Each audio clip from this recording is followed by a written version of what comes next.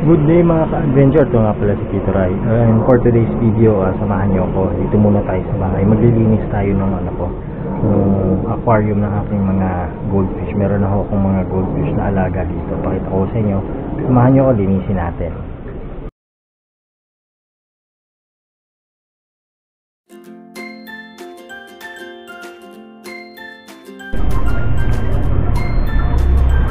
Ayan po yung aking mga goldfish. Ano po yan? Short body. Ano ba yan? Short tail, short body ng mga oranda. Kita nyo, ang dumi na ng tank. So, samahan nyo ako. Tara, pakita ko sa inyo. Linisin natin.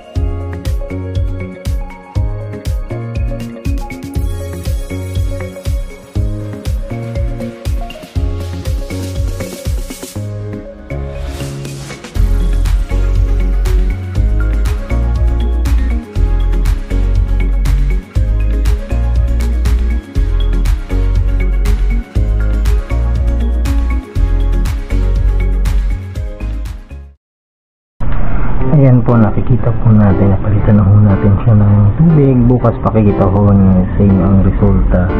Saan ho magiging itsura niyan kapag nakapag-cycle na ho ng tubig. Sige po.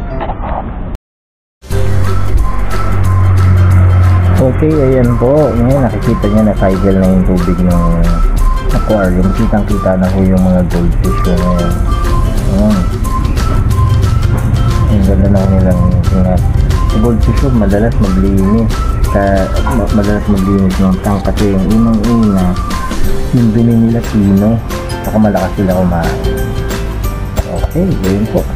Maraming salamat sa pagsubaybay. Please always share, like and subscribe to our channel. Maraming